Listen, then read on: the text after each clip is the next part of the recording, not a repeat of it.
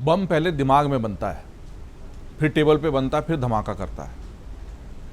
अगर दिमाग में बने हुए बम को हम नहीं पकड़ पाएंगे तो धमाके होते रहेंगे। गांधी जी खुद कहते थे कि विचार में ज़्यादा बड़ी ताकत है, बम के धमाकों से आज़ादी नहीं मिलेगी। उन्होंने भी विचार की लड़ाई लड़ी, अहिंसा की लड़ाई लड़ी। विचार सबसे बड़ी चीज़ है। हम परछाइयों से लड़ेंगे तो उन परछाइयों को पैदा करने वाले शरीर और आकृतियों से हमेशा दूर रहेंगे और उनको नहीं पकड़ पाएंगे। मुझे तो सबसे बड़ा आश्चर्य इस बात का है कि जितना विमर्श इस दिमागी नक्सल को लेकर हो रहा है, वो उतना ही देश के वैचारिक बौद्धिकता की परतें उगाड़ रहा है। किसी भी क्षण उस भाषण को कई बार लूप में सुन लेने के बाद भी, मैंने इसलिए वीडियो बनाया, कहीं पर भी किसी का नाम ही नहीं लिया है।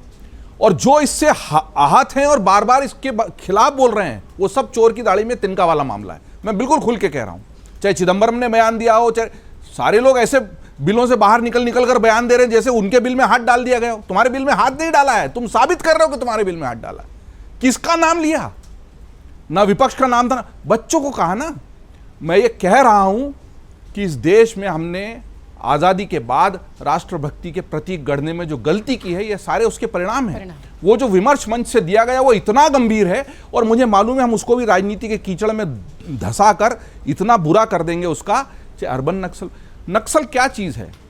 जो राष्ट्र के संविधान का, प्रशासनिक तंत्र का सम्मान नहीं करता, वो नक्सल है। ये तो स्थापित नक्सलवादी का आंदोलन नक्सलवाद तक पहुंचा, और नक्सलवाद एक स्थापित टर्म है। हाँ। अब जो भी राष्ट्र का विरोध करेगा, और राष्ट्र के विरोध और पार्टी के विरोध और शासन के विरोध में इतना ज्यादा घालमेल हो चुका है हर तरफ, मैं एक को दोषी नहीं ठहराऊंगा। किसी देश का राष्ट्रपति कहता है कि आपकी अर्थव्यवस्था का भट्टा बैठ गया, उसकी ऐसी तैसी हो गई, तो हम संसद के बाहर कहते हैं हाँ बिल्कुल ऐसी तैसी हो गई। तो हमें पता ही नहीं है देश कहाँ है और राजनीतिक विरोध कहाँ है। और ये हर तरफ है, ये हर तरफ है।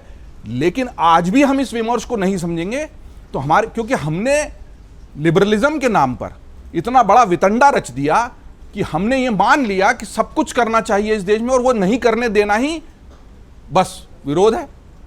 और वहीं से फिर ये टर्म्स पैदा होना शुरू हो जाती है। किसका नाम लिया गया भाई वहां? क्यों सारे लोग वो राजीव शुक्ला से लेकर सब बिलों से निकल के आ गए? तुम्हारे बिल में गर्म पानी पड़ गया तो बिलबिला के बाहर आ गए हो? क्यों बोल रहे हो? तुम्हारा नाम लिया है क्या? देश में वैचारिक नक्सलवाद, मैं बिल्कुल कह रहा हूं और मुखरता से कह रहा हूं, बहुत बड़ी चिंता का विषय है। हमने देखा है बच्चों का किस तरह से ब्रेन वॉश किया जा रहा है, वैचारिक उनके अंदर संक्रमण डाला जा रहा है। उसका केवल एक प्रतीक भर आपने यहां देखा है। उनको पता ही नहीं है व्यवस्था का विरोध और पेपर लीक का विरोध और देश के विरोध में क्या अंतर है। उस मानस पर, उस ब्लैंक कैनवास पर जिस तरह की तस्वीरें उघाड़ी जा रही है, वो अब हर जगह विमर्श में दिख रही है। हम लोग वीडियोस बना रहे हैं और रीलें बना रहे हैं, और मैं उन विचारों को एक पत्रकार होने के नाते बहुत गंभीरता से पढ़ रहा हूं, और मैं ये पढ़ पा रहा हूं कि चीजें इतनी खराब हो चुकी हैं, उनको सुधारने के लिए बहुत लंबा वक्त लगेगा। बल्कि हमने इग्नोर कर दिया लंबे समय तक कि किस तरह का जहर धीरे धीरे देश के वैचारिक शिराओं में घोला जा रहा है। कहीं तो देश के बारे में सोच लो राजनीतिक चश्मे उतार कर। अगर लोग देश के विरोध के लिए बाहर से फंडिंग ले रहे हैं, उस फंडिंग को ये हमारे यहाँ कहाँ हुआ है? नेपाल में जो जेनजी के नाम पे हिंसा हुई, उसमें बंदूकधारी गुंडे और आतंकवादी घुसे कि नहीं घुसे? वो बच्चों ने घुसवाए क्या? बच्चे तो सचमुच परेशान थे उनके खराब हो चुके, सड़ चुके लोकतंत्र से। बांग्लादेश में क्या हुआ?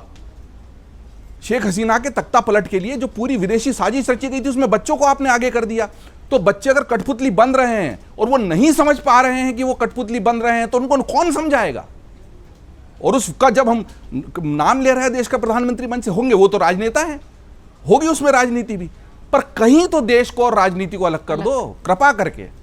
अगर आप ये वीडियो YouTube पर देख रहे हैं तो हमारे चैनल को सब्सक्राइब कर बेल आइकन दबाएं, और Facebook पर देख रहे हैं तो हमारे पेज को लाइक करें।